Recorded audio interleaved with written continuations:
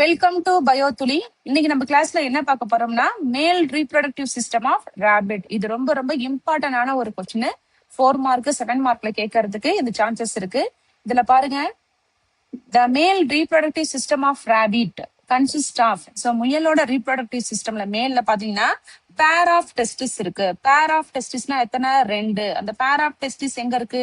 கீழே அந்த படத்துக்கு வாங்க. இதோ பாருங்க, இதோ ஒரு டெஸ்டிஸ் இருக்கு, இதோ ஒரு டெஸ்டிஸ் இருக்கு. ஓகேவா? பேர் ஆஃப் டெஸ்டிஸ் இருக்கு. அடுத்தது இந்த டெஸ்டிஸ் வந்து என்ன ஷேப்ல இருக்கு அப்படின்னா ஓவாய்டு ஷேப், அதாவது ஓவல் ஷேப்ல இருக்கும். இந்த டெஸ்டிஸ் எதுக்குள்ள என்க்ளோஸ் ஆயிருக்கு? ஒரு பேக் லைக் ஸ்ட்ரக்சரான ஸ்க்ரோட்டல் சாக்குக்குள்ள என்க்ளோஸ் ஆயிருக்கும். அதாவது அதோடைய அப்டாமினல் கேவிட்டில, அதாவது முயலோட அப்டாமினல் கேவிட்டில ஸ்க்ரோட்டல் சாக்குக்குள்ள இந்த பேர் ஆஃப் டெஸ்டிஸ் வந்து ஓவல் ஷேப்ல இருக்கு.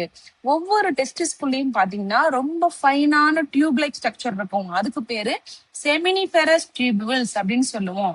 இந்த நெட்வொர்க் ஆஃப் டியூபிள்ஸ் எல்லாமே வந்து எங்க போய் அடுத்தது கனெக்ட் ஆகும் அப்படின்னா எபிடிடிமிஸ் அப்படிங்கிற ஒரு அமைப்புல போய் கனெக்ட் ஆகும். எபிடிடிமிஸ்ங்கிறது என்னன்னா நல்ல வந்து மெச்சூர்டான ஸ்பெர்ம் செல்ஸ் தான் ஸ்டோர் ஆகிற இடம் தான் யாருன்னா எபிடிடிமிஸ். சரியா? ஒன்ஸ் அதுக்குள்ள வந்து அந்த ஸ்பெர்ம் செல்ஸ் வந்து ஸ்டோர் ஆக ஆரம்பிச்சிச்சு, எபிடிடிமிஸ்ல ஸ்டோர் ஆயிடுச்சுன்னா அடுத்தது என்ன செய்யும்னா அந்த ஸ்பெர்ம் டக்ட் சொல்றோம் இல்லையா, அந்த வாஸ் டெஃபரன்ஸ், அது வழியா அது என்ன செய்யணும்? அதை விட்டு வெளியில வரணும். அடுத்தது பாத்தீங்கன்னா எபிடிடிமிஸ்ல இருந்து வாஸ் டெஃபரன்ஸுக்கு அந்த ஸ்பெர்ம் செல்ஸ் ரீச் ஆகும்.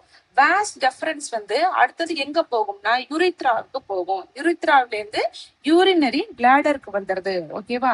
அதுக்கப்புறம் பாத்தீங்கன்னா அதுல இருந்து ஸ்பெர்ம் செல்ஸ் வந்து பெனிஸ் வழியா அந்த இடத்த விட்டு ரீச் ஆயிட்டு வெளியில வந்துடணும். புரியுதுங்களா?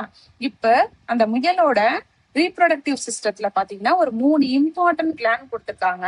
Prostate gland, cowper gland and perineal gland அப்படின்னு ஒரு 3 கிளாண்ட் கொடுத்திருக்காங்க. இந்த 3 கிளாண்டுமே அதுக்கு எதுக்கு யூஸ் ஆகுதுன்னா அதோடைய ரீப்ரொடக்ஷனுக்கு. அதாவது இந்த 3மே என்ன பண்ணும்னா ஹார்மோனல் செக்ரீஷனுக்கு, அந்த ஸ்பெர்ம் செல்ஸ் வந்து ப்ரொடியூஸ் ஆகிறதுக்கு, மெச்சூர் ஆகிறதுக்கு அதுக்கான ஹார்மோன்ஸ் எல்லாம் பாத்தீங்கன்னா நமக்கு இந்த 3 கிளாண்ட்ஸும் வந்து செக்ரீட் பண்ணும்.